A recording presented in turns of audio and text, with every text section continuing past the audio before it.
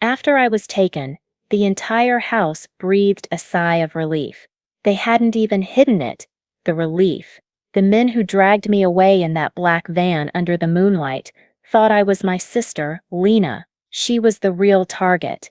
I was just the mistake. By the time the police found me, 3 days later, I was barely recognizable. Blood had dried into dark maps on my skin, my lips were cracked, and I was shivering so hard my bones rattled like glass. I didn't cry. I didn't scream. I didn't even ask what had happened. Something inside me had gone quiet. A cold, heavy switch flipped in my chest. The doctors called it emotional blunting, but I knew better. It wasn't just numbness, it was freedom. Lying in that hospital bed, with tubes in my arms and white light buzzing overhead, I felt more at peace than I had on any birthday, on any holiday, on any so-called happy day in my life. No more crying, no more begging for someone to care. I could finally stop feeling, but later they all regretted it. My family, I mean. It wanted the old me back, the smiling, gullible girl who used to forgive everything. They begged me to come back to them, to be the same as before. When I was discharged, I went back to the house, expecting some kind of reunion, balloons, a cake, a few tears maybe. Instead, the house was empty. No furniture, no photos, no laughter. Even the smell of them was gone. It took hours before the housekeeper picked up my call. Her voice was nervous, apologetic. "They moved," she said quickly, as if she didn't want to get involved. Then she whispered me the new address, like it was a secret she might get punished for telling. I went there that same evening, my body still aching with every step. When I pushed open the door, they were all there, sitting around a warm dining table, the air thick with the smell of freshly cooked food, laughter, and normalcy. For a moment, I just stood there in the doorway, feeling like an intruder in my own family. Every face at the table turned toward me. The room fell silent, and not one person smiled. Their expressions weren't of joy, but of discomfort, like I'd just ruined the mood. "Why didn't you tell me you were moving?" My voice sounded calmer than I expected, almost too calm. My mother's answer came casually, as if she were commenting on the weather. "Well, Lena's been having terrible nightmares lately about being kidnapped," she said. "I figured the old house had bad energy. This new place is much better for her peace of mind." She smiled faintly. "You're back. Good. Sit down. Have dinner." The table was covered in all of Lena's favorite dishes, not a single one of mine. I sat slowly, the bandages on my face pulling tight, pain stinging like tiny needles. I walked with a limp now, but no one even glanced at my legs. No one asked how I'd survived. In the past, I would have cried. I would have screamed at them for forgetting me. But now, nothing. Just that empty, quiet feeling in my chest. Seeing me so calm, Lena suddenly leaned across the table. "I was so scared these past few days," she said, clutching her spoon like a child. "I didn't even dare go see you in the hospital. Mom and Dad thought I might get taken too, so they stayed home with me. You don't blame me, do you?" "Mira." Before I could answer, my father cut in sharply. "It's not a big deal. You two are sisters. You should understand each other. Understand." I was the one who had been dragged into that dark van. I was the one who had screamed until my voice broke. And now, I was the one who had to understand. Lena laughed then, a loud, carefree laugh that sounded wrong in the quiet room. "I just didn't want Mira to overthink things," she said, plucking a shrimp from the platter and dropping it into my bowl. "She's always been so brave. I really admire that." I stared at the shrimp for a long moment before putting down my chopsticks. "I'm allergic to shrimp." Not one person at the table remembered. "My name is Mira, born on November 3rd. Lena is my sister, my blood." But that night, as they ate and laughed and pretended I wasn't a ghost at their table, I started to wonder if we were really family at all. A fortune teller once told my parents that my destiny was cursed, that my presence in the house would bring disaster. So they sent me away. I was only 6 when they left me with my grandparents in a quiet, crumbling farmhouse far from the city. The fields outside stretched endlessly, and the nights were so silent that even the crickets seemed afraid to sing. My parents rarely visited. When they did, they acted as if I were a guest, not their child. Years passed like that. I grew used to the solitude, to the creaking floorboards and the smell of wet earth after the rain. I told myself that one day they'd call me home and everything would finally feel right. When my grandparents died, that day came. They came to collect me, smiling too brightly, hugging too stiffly.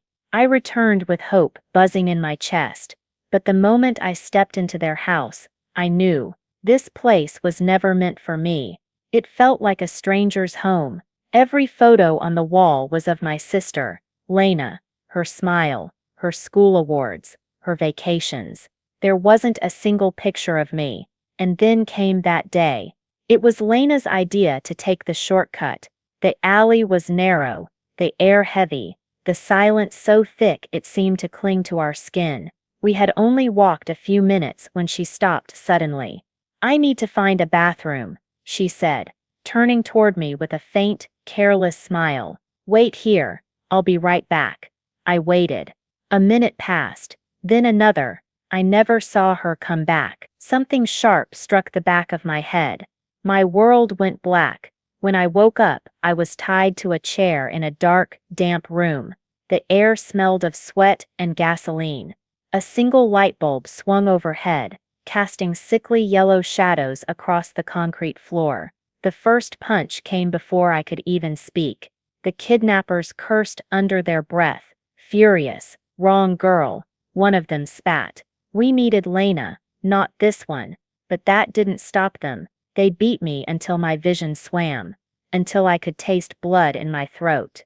When they realized my family wouldn't pay the ransom, their anger turned to something worse.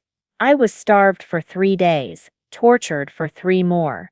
By the time the police finally kicked the door down, the men were stripping me, laughing, ready to take from me what little I had left. Blood blurred my sight, but I still turned my head, searching for someone, anyone, behind the officers. No one was there. Not my mother, not my father, not Lena. No one came for me. I wanted to cry, to scream, to rage, but no sound left my throat, only silence. Later, the doctor would say it was post-traumatic stress disorder. A rare form, he explained. One that made me lose the ability to feel emotions entirely.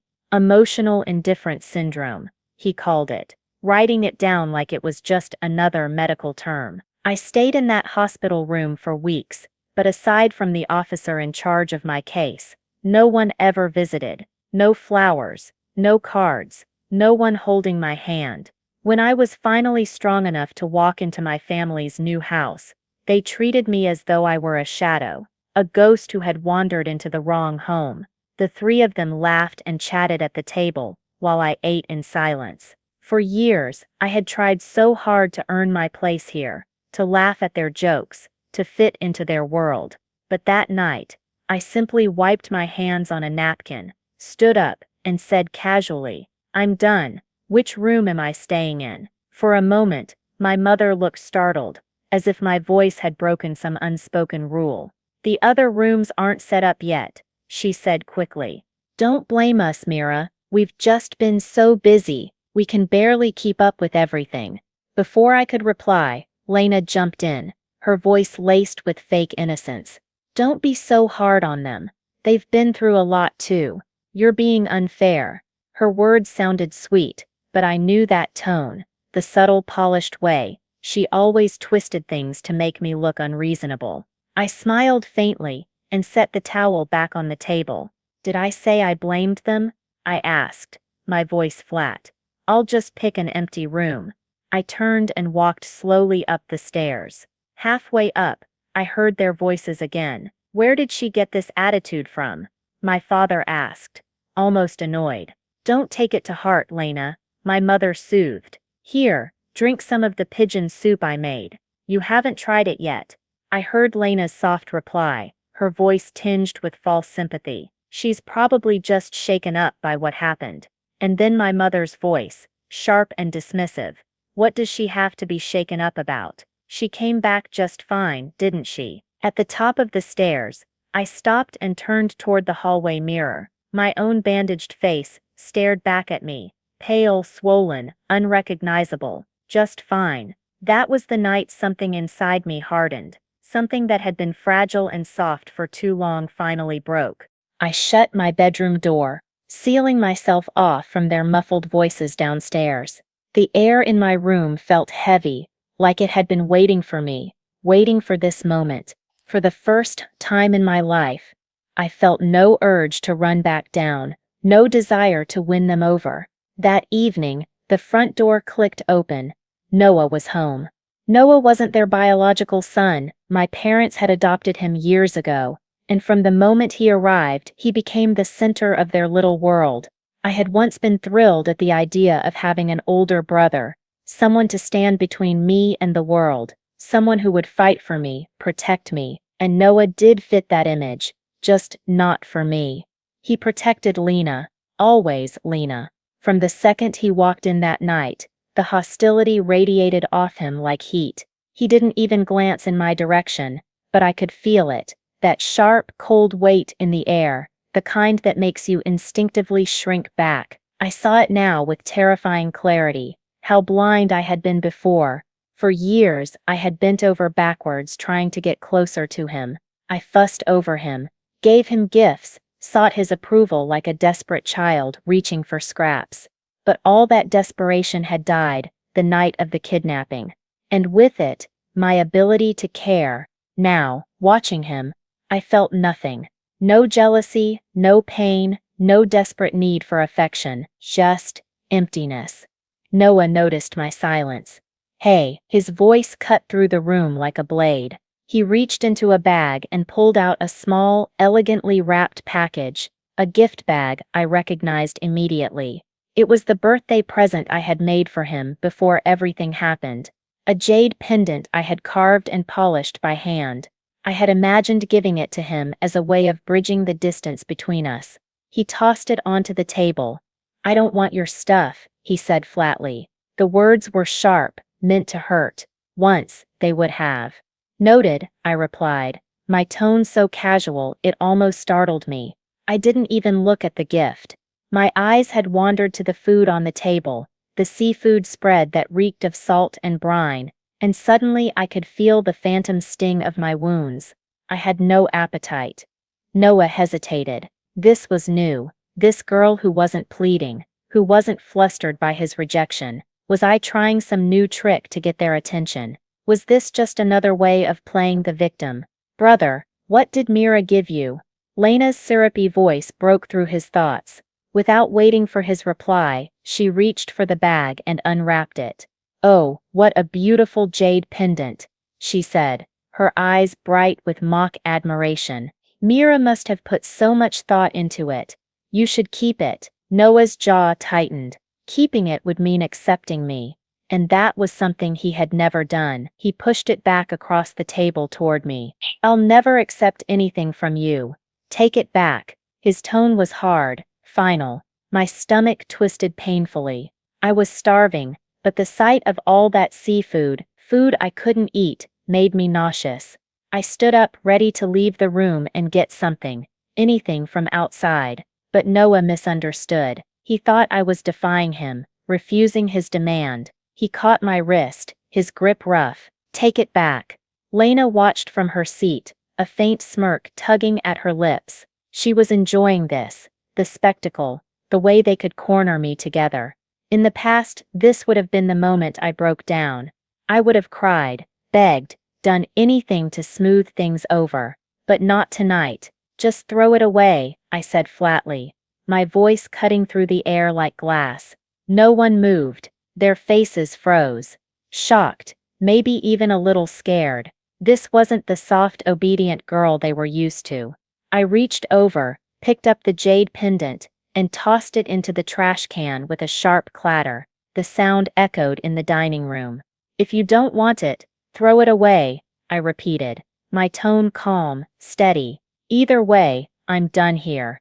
I turned and walked out of the room. For a long moment, there was only silence behind me. I didn't look back, but I could feel their eyes on my back. Noah's glare, Lena's tight grip on her chopsticks, my parents' confusion simmering into something like unease. This version of me, this cold, distant stranger, was someone they didn't know how to handle. Noah's expression flickered, just for a second. It wasn't guilt. No, he was too proud for that, but it was something close to unease. As though the ground beneath him had shifted ever so slightly, and he wasn't sure how to regain his footing. Lena didn't hide her reaction. Her lips were pressed so tightly together, they turned white, her knuckles pale around her chopsticks. I didn't care. For the first time, their reactions meant nothing to me. I went out and ate alone, savoring every bite, not because the food was good, but because it was mine. My choice, my moment, my hunger finally satisfied on my own terms. When I returned, the lights in the living room were still on. Mom and Dad were waiting. They looked almost staged, sitting side by side like actors ready to deliver lines they had rehearsed. "Come here," Dad said. "I have something to say to you." I knew what this was about. Every conversation we'd had since I came back had followed the same pattern. Never about me, never about what I'd been through, always about what they wanted me to do next. Marriage. It was always about marriage. Money and power moved in circles too small for outsiders, and wealthy families like ours closed their ranks by arranging unions like business deals. They never wanted Lena involved in this sort of thing. She was their golden child, the one who needed to be protected, not traded. But me, the forgotten second daughter, the one they hadn't even paid ransom for. I was the perfect solution to their little problem. "A man from the Cloud family has returned from abroad," Dad said casually, as though discussing the weather. "You two are about the same age. Why don't you meet him? Have dinner, chat a bit." Mom chimed in, her voice soft, almost rehearsed. "After what happened to you, we were so worried, Mira. We thought if you had someone to protect you, we'd feel at ease." In the past, I would have refused. I would have shouted, argued, begged them not to throw me into someone else's hands. I knew what kind of man this would be. Spoiled, reckless, the kind of boy who grew up never hearing no in his life. But now it didn't matter. If one meeting would shut them up, then fine. Let them think they'd won this round. "Okay," I said simply. "When should we meet?" Both of them blinked in surprise. They had been ready for a fight, for tears and resistance. The long lecture they had prepared died in their throats. Dad was the first to recover. "Tomorrow at noon," he said quickly, "at the Cloud Corporation's private restaurant. If he likes you, wonderful. If not, no harm done, but this is a good opportunity, Mira. They aren't just any wealthy family." I nodded again. My face was calm, unreadable. Inside, my thoughts were a storm, but none of it showed. "Is there anything else?" I asked quietly. "No," Mom said at last, her voice smaller. "Now. That's all." I rose to my feet, my movements sharp, controlled, almost mechanical. Without another word, I turned and headed for the stairs. Behind me, I heard them exchange glances. Their whispers followed me up the steps. "This girl has been acting so strangely," Mom murmured. "She's different somehow." And for the first time I smiled. They were right. I wasn't the same girl anymore. And soon, they would understand exactly what that meant. "Strange lately," Mom muttered, her voice barely above a whisper. "I hope she's not planning anything," Dad replied. "I'll have the housekeeper keep an eye on her. We can't let her cause trouble for the family." Mom's tone turned bitter, sharp as glass. If only she were half as sensible as Lena. How could Mira ever compare to the daughter we raised ourselves? A quiet, humorless laugh escaped me at the top of the stairs. Right. In their eyes, only Lena was ever truly their daughter. I was just an inconvenience they tolerated. The next afternoon, I met Zach. He was leaning casually against the driver's side of his car, a cigarette burning lazily between his fingers, its smoke curling in the air like a slow, mocking grin. He wasn't smoking it, just letting it burn out, as if even the cigarette was nothing but a prop. When the ember finally died, he crushed it under his heel, ran a hand through his hair, and stepped out of the car. The first thing that struck me was his appearance, impossibly handsome in that dangerous, untouchable way that made you want to stay away but couldn't stop you from looking. His shirt was unbuttoned at the collar, his posture deliberately relaxed, his every movement dripping with a practiced, careless charm. "You're Zach?" I asked as I approached. He gave me a slow once-over before nodding. "And you must be Mira." He hesitated on my name, like he was testing the sound of it on his tongue, as though wondering what kind of girl would carry a name that sounded just a little too sharp. "I heard you've turned down quite a few people before," I said lightly. "Can't say I've turned anyone down if I've never met them," he replied with an amused little smirk. Then, unexpectedly, he smiled. A real smile, one that didn't quite reach his eyes. "I guess that makes you pretty special." He leaned back, studying me. "So what's your take on this whole arranged marriage circus?" I met his gaze without flinching. "What can I say? My life isn't mine to control. My family calls all the shots."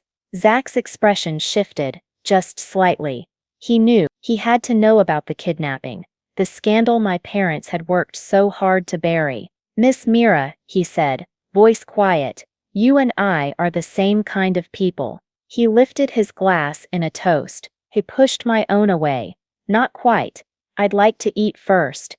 His brows rose, but then he laughed softly and rested his chin on his hand, watching me with a mix of curiosity and something sharper. "All right," he said finally. "Let's eat first." I sighed inwardly. I had hoped for a fool, someone I could easily dismiss, someone who would make my parents lose interest in the whole idea. Instead, I had met a man with more schemes than a spider had webs. As soon as I got home, the message came. The Cloud family was very satisfied with me. They wanted to proceed with the marriage. I had miscalculated. What I had planned as a simple one-time meeting had now turned into a chain tightening around my throat. I remember the hospital, the moment I woke up after the kidnapping. The world had shifted, not because I had been rescued, but because something inside me had died, burned out like that cigarette in Zach's hand. I was conscious, but numb, not physically numb. No, every injury screamed with pain. Every bruise and cut ached with the memory of fists and boots, but emotionally, I was hollow. The doctors said it was PTSD, but deeper. They called it emotional indifference syndrome.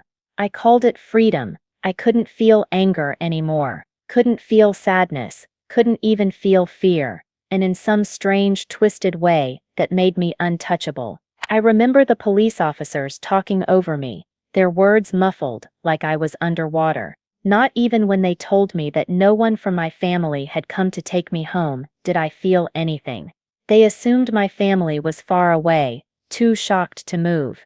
They didn't know the truth, that my absence had brought relief to the Wilson household.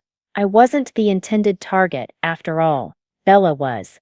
And she had been the one to insist we take the shortcut that night, to suddenly vanish into the shadows, leaving me alone in that deserted alley. The kidnappers saw me, thought I was her, and dragged me away. I was starved for 3 days, beaten until my body was nothing but bruises, humiliated until I stopped screaming. When the police burst into that warehouse, I was bleeding from my scalp, my lips split and swollen, my voice gone. And through the haze of blood, I looked for someone, anyone, who might have come for me. But there was no one, no mother, no father, no Bella. That was the last time I ever tried to cry. Days later, I was discharged. No one came to pick me up. A police officer drove me to what he thought was my home. I stood in front of the familiar door and rang the bell. A real estate agent opened it. The house had been sold. Sold while I was still in the hospital. No forwarding address. No note. Nothing. I called the housekeeper, the only person left who still took my calls. She sounded startled I was alive. She gave me the new address, told me not to make a scene. I didn't answer, I just went. The new house was stunning. Bigger, brighter, more luxurious. Gold-plated gates, manicured hedges. I walked in without knocking, still in hospital clothes, bandages pulling at my skin, my limp making every step ache, and there they were, sitting at the dining table, laughing. The table was covered in Bella's favorite dishes: pigeon soup, sautéed shrimp, crab legs glistening under the lights. My presence made the laughter die instantly. Their smiles froze, and that was when I realized. To them, I wasn't a daughter coming home. I was a ghost they had hoped would stay dead. The air went stiff. Mom blinked, startled, as if she'd just noticed I existed. "Oh, Arya, you're back. Why didn't anyone tell me you moved?" My voice was flat, empty, like I was just asking about the weather. Mom smoothed her blouse, her tone maddeningly casual. "Well, Bella's been having nightmares about the kidnapping. We thought maybe the old house had bad energy." No apology, no guilt, just bad energy. You know how sensitive she is. I nodded once and stepped closer to the table. Bella smiled, all wide-eyed sweetness, but her voice trembled just enough to betray her guilt. "I've been so scared these past few days, Arya. I couldn't visit you. I just couldn't. Mom and Dad were afraid I'd get kidnapped too." Dad, ever the peacemaker, added, "Your sisters, you should understand each other." Bella giggled, a brittle sound. "Arya's so brave. I really admire people with guts like her." Then, to my disgust, she picked up a shrimp, dropped it into my bowl, as if we were still playing house, still pretending to be a family. I stared at it. "Allergic," I said calmly. The room froze. No one moved. No one even remembered. I used to cry when they forgot things like that. Now I simply pushed the shrimp aside and picked up my chopsticks, not eating a thing. "Which room am I staying in?" I asked when dinner was over. Mom hesitated, looking at Dad. "Well, the other rooms aren't set up yet. They've been busy." Bella cut in helpfully, her words a shield for them, as always. "Don't blame them." I tilted my head, my lips barely curving. Did I say I blamed them? Without waiting for a reply, I stood.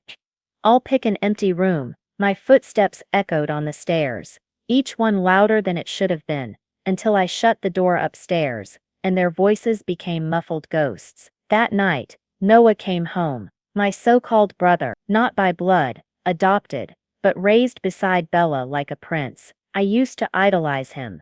Once upon a time, foolishly thought he might protect me. But Noah had always chosen Bella's side. When he saw me sitting silently in the living room, he didn't greet me. Instead, he tossed a familiar gift bag onto the coffee table. The jade pendant, the one I had carved for his birthday. "I don't want your stuff," he said coldly. I shrugged. Noted, I was starving, but the table was once again covered in seafood. Every dish a reminder that this house was never built for me. As I stood to leave, Noah grabbed my wrist, misreading my silence for defiance. "Take it back," he ordered. "Throw it away," I said evenly. "What? If you don't want it, throw it away." I picked up the pendant, and without hesitation, dropped it into the trash bin. "I'm leaving." The silence that followed felt like a gunshot. Everyone stared. This version of me, the one who didn't cry, didn't beg, didn't try, was a stranger to them. Bella's chopsticks snapped in her hand. Noah's eyes followed me as I walked away, his expression dark with something I hadn't seen before. Not pity, not annoyance, unease. Something had shifted, and they could feel it, but they had no idea how far it would go. The next morning, the house felt wrong, too quiet, as if my silence had seeped into the walls, as if the house itself was holding its breath, waiting for me to break, to apologize, to become the obedient shadow I used to be. But that girl was gone, buried somewhere in that warehouse, where I bled through every pore and screamed until my throat went raw. The one who walked out was someone else entirely. Someone they didn't know how to control. Someone who wasn't afraid anymore. And this was only the beginning. When I came down the stairs the next morning, The house felt different. The laughter, the chatter, gone. No one met my eyes. I sat at the breakfast table, my fingers ghosting over the rim of my cup, as Bella prattled about some beauty clinic, her words brittle and too bright. Mom nodded, pretending to care. Dad hid behind his newspaper. Even Noah, who usually swaggered in like he owned the place, barely glanced at me. The table was set like a magazine spread. Everything Bella loved, soft-boiled eggs, imported fruit, flaky pastries. I sipped my tea, now lukewarm, and said nothing. The silence was heavier than any scream. Bella cleared her throat, that sugary tone laced with nervousness. "Arya, I know you're probably still feeling strange," she began. I lifted my gaze and pinned her with it. "Have they?" The question landed like a blade. She faltered, looked down at her plate, twisting her fork. Mom jumped in, voice too bright, too rehearsed. "Your father and I were talking last night, Arya. We think it's time you started thinking about your future. Now that you're feeling better, it's only been a week since I got out of the hospital." I cut in. "And you moved without telling me." Dad's voice sharpened. Bella was having nightmares. We had to think about her mental health. I smiled faintly. "Of course. Always, Bella." Mom cleared her throat and pushed on. "Anyway, your father has arranged a meeting with someone from the Cloud family. Very respectable people. Their youngest son just returned from abroad. He's about your age, successful, well-connected. Why me?" The words stopped her cold. "Why not Bella?" Bella's fork stilled. Her eyes went wide, all innocence and practiced fragility. "I'm not ready for something like that," she said softly. I nodded, the answer clear as glass. Of course it was me, because I was disposable. Because if this failed, it wouldn't matter. Because no one expected me to marry for love. "Okay," I said. The room froze. Mom blinked. "What?" I said okay, I repeated. "When is it?" They were unprepared for this. They expected a fight, maybe tears. Instead, I gave them silence. "Tomorrow," Dad said finally. "Noon, at the Cloud Corporation's restaurant." "Great." I stood. "Anything else?" Mom shook her head, still processing. I left without another word. That evening, I brushed my hair in the mirror and listened to them talking downstairs. "She's too calm," Mom whispered. "It's not normal. Maybe she's just trying to show maturity," Dad replied. "Let's just hope the Cloud boy likes her. If this marriage goes through, it secures a good connection for us. Then we can stop worrying about her future. Bella deserves someone better than a forced marriage," Mom added. "Arya's more practical." I stopped brushing. Practical. That was their word for expendable. I barely slept that night.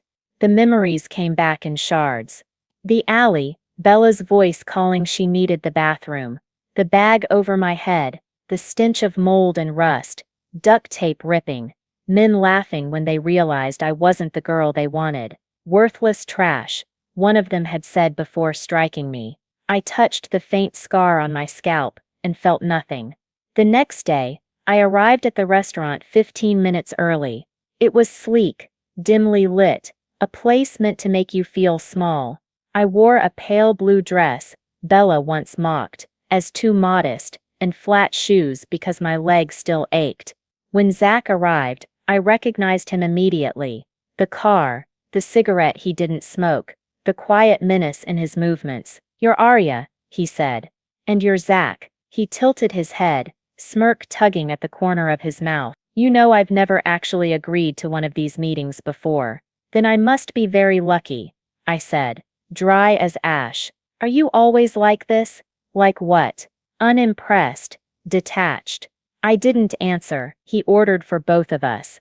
I didn't care. Halfway through the meal, he leaned forward, studying me like a puzzle. "They told me you were kidnapped."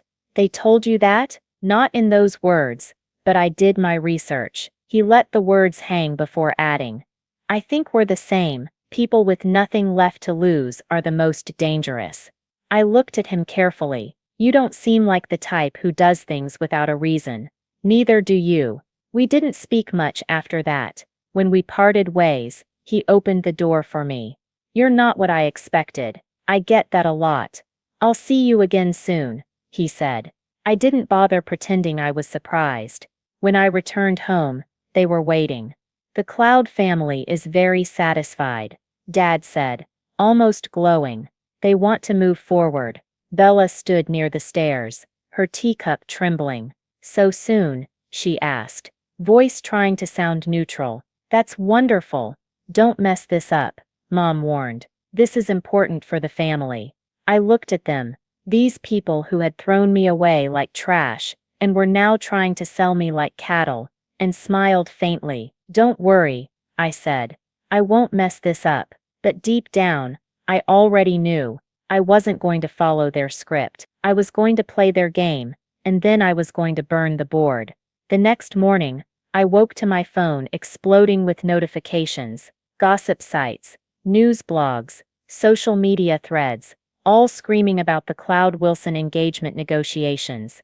Photos of me and Zach had been leaked. Cold beauty Aria Wilson catches the eye of elusive heir Zach Cloud. Cloud family breaks tradition, announces interest in the mysterious second daughter. Bella must have seen them too. When I went downstairs, she was alone at the table, eyes red, fingers trembling around her tea. Mom and Dad were already on the phone in the living room, whispering urgently, no doubt planning how to use this to boost their status.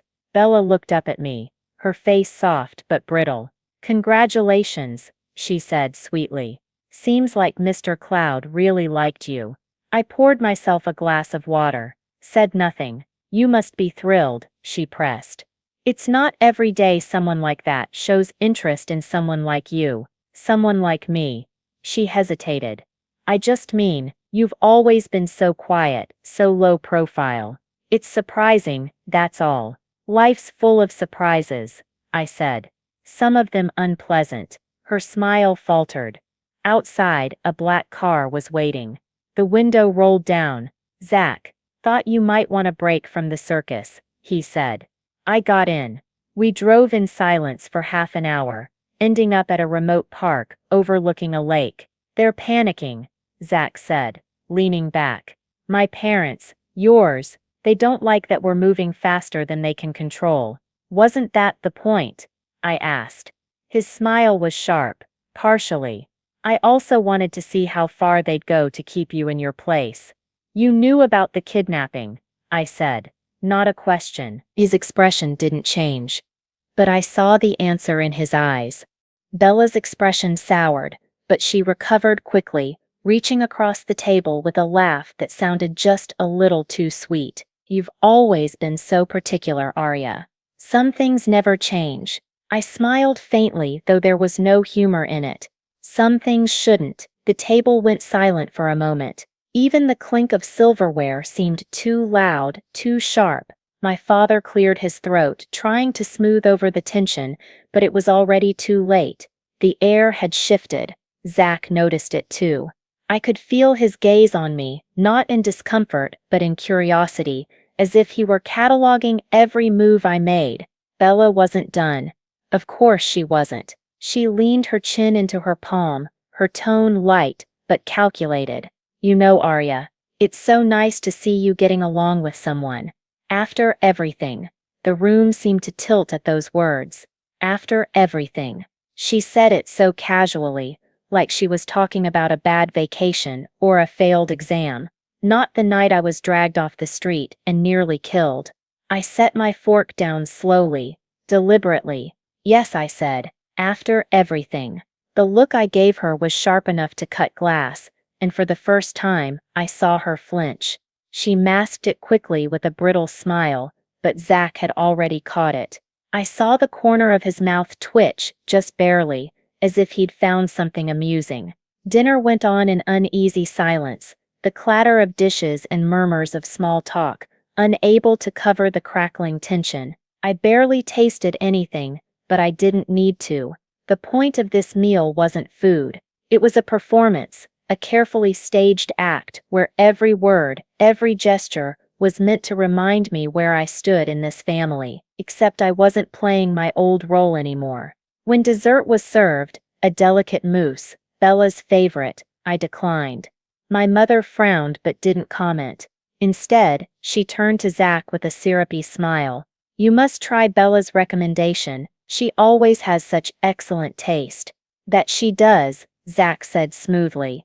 But his eyes were on me, not Bella. And just like that, the room felt smaller, the air heavier. Bella's grip on her spoon tightened until her knuckles turned white. My father started talking about business, about upcoming charity events, about alliances and appearances, but no one was really listening anymore. The battle lines had been drawn. When the meal ended, Zach stood, polite as ever, and offered his hand to me. "Walk you out?" he asked. I took it without hesitation. Behind me I could feel Bella's stare like twin daggers between my shoulder blades. Once we were outside, Zach let out a low whistle. "You weren't kidding," he said. "About what?" I asked, though I already knew.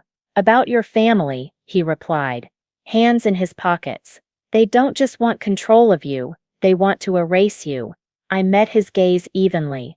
"Then let's make sure I'm unforgettable." His smirk was sharp, dangerous.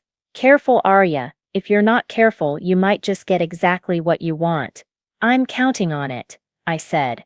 That night, I didn't sleep. I lay in bed staring at the ceiling, hearing every creak of the house, every car passing outside, every shift of the wind against the window. Something was coming, I could feel it. And when my phone buzzed at 3:17 a.m., I knew I was right. The message was from an unknown number. No words this time, just a video file. I pressed play, heart steady, breath even. The grainy footage showed me, walking home 2 nights ago, unaware of the shadow trailing, just a few paces behind. The video cut off abruptly. No threats, no demands, just proof. Proof that someone was watching, and for the first time I smiled. They thought they were terrifying me, but all they had done was let me know it was time to strike first. The table was too quiet, too polished, as my mother slid a glass of wine toward Zach. "You must be under a lot of pressure with all the news articles," she said softly, her voice carrying the same sweetness she'd always used to mask poison. "If you ever need to talk, I'm here." "I'm not," I said flatly. "So if this little family dinner is going to become a regular performance, let me know now. I'll make other plans." The silence that followed was thick enough to choke on. My father cleared his throat, trying to steer the evening away from the cliff I had just dangled it over. "We were thinking, it might be good for you and Zach to spend more time here. Maybe even move in. It would show unity, reassure the Cloud family that the marriage is genuine." "You want me to live here?" My voice didn't rise, but it cut sharper than glass, with the people who forgot I existed until they needed to sell me. "That's not fair," my mother started, but Zach set his wine down with a soft clink. "No," he said. "It's perfectly fair, and unnecessary. We won't be living here." He turned his gaze to me. "I already bought a house. Arya's name is on the deed." The air shifted like a storm front rolling in. Bella froze, my mother went pale, and my father's jaw hardened. "That wasn't part of the agreement," he said. "It is now," Zach replied. Smooth but lethal. "Unless you'd prefer to cancel everything and explain to your investors why the Cloud family is backing out of a very public alliance." It was a subtle threat, but it landed like a gunshot. My father said nothing.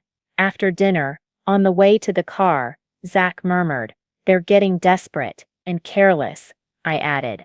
"I found a camera in my bathroom ceiling." His jaw tightened. "I'll handle it." "No," I said, feeling the cold burn of resolve in my chest. "I'll handle it." That night I didn't sleep. I went through every saved message, every letter, every photograph I had hoarded like weapons I swore I'd never use. I compiled them into an encrypted folder labeled Truth, and sent a copy to Zach. If they ever tried to bury me again, they'd choke on my ghost. The next morning, I found Bella in the hallway, hand on my doorknob, phone clutched to her chest. She startled when she saw me. "Looking for something?" I asked. "I was just checking if you were awake." "Don't worry," I said, as I brushed past her. "I never sleep deeply in this house." That afternoon, Noah finally snapped. I found him in the garden, pacing like a caged predator. "You're tearing this family apart, are ya?" I stared at him. Was there ever really a family to tear apart? He flinched, but I wasn't done. "You think I didn't notice the way you always took Bella's side? The way you looked away when it was me getting hurt?" "This isn't you," he said. "You never knew me," I said. "You never even tried. I cared about you. You pitied me." "That's not the same thing." He hesitated. "Zach isn't who you think he is." "Neither am I said, and walked away. He didn't follow. That night, Zach and I attended a Cloud family gala, cameras flashing like gunfire. I stood beside him like the perfect fiancé, calm, untouchable. But inside every move I made was another thread I pulled from the web they had wrapped me in. When a reporter asked if Bella would attend the wedding, I smiled and said, "Only if she can find a seat." It made headlines by morning. Bella locked herself in her room. My mother shattered a vase in the hall, and my father called Zach in fury. But someone else didn't call. Someone sent me a black envelope. Inside was a single photograph. Me as a child, standing with my grandparents, smiling despite the dirt on my shoes. And in the background, a man, blurred, watching on the back.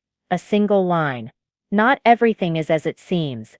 Ask them why you were really sent away." Something cold unfurled in my chest. The game I thought I had been playing. It had just started. That evening I dropped the photo between my parents, where they sat whispering over guest lists. "Who is this?" My voice was calm, cold enough to still the room. My father's face tightened. "Where did you get this?" "Doesn't matter. Someone wants me to ask why I was sent to live with my grandparents." Their glance, quick, panicked, was all the confirmation I needed. "You were difficult," my mother began, but I cut her off. "Stop lying. He was always there, watching me." "Who is he?" "You don't need to worry about that," my father said, too quickly. "So, he wasn't a stranger," I said. "Was he the reason you sent me away? To protect me from him, or to hide what you let him do to me?"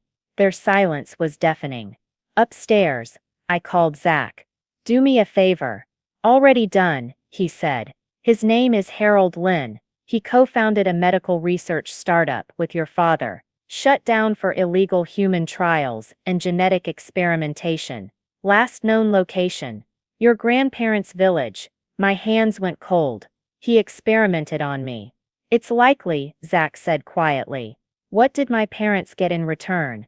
"We don't know, yet." The next day I found Noah in the garage. "How long have you known?" He didn't meet my eyes. "Since before you moved back." "I didn't know if it was true, but now you do." He handed me a folder. Inside were medical files, letters, photos, proof. "You weren't sent away because of a prophecy." Noah said. "You were sold. Not for money, for science." The last piece clicked into place. My parents never feared me. They feared the truth I carried in my veins. That night Zach and I decided. We burned everything. We leaked the files, the contracts, the forged records. My childhood photo became the centerpiece of a media storm that shook their empire. When the authorities came, Bella broke. She cried on video, mascara streaking, claiming she was innocent. No one cared. The trial lasted months. My parents were charged with conspiracy, obstruction, and child endangerment. Bella fled the country, but was dragged back. Noah stayed, maybe out of guilt, maybe because at last, he saw who had been abandoned. And when it was over, I walked out of the courthouse and felt the sun on my skin like a crown. Not happiness, not forgiveness, power. I had taken my life back. Zach and I never married. We didn't need to. He gave me something rarer than love, respect. And when I told him I wanted to build a foundation for children, betrayed by their families. He didn't just agree, he built it with me. Years later, when people asked why I smiled the way I did, sharp, quiet, unshakable, I always told them the truth. I was kidnapped once, but I didn't get rescued. I escaped, and I never went back.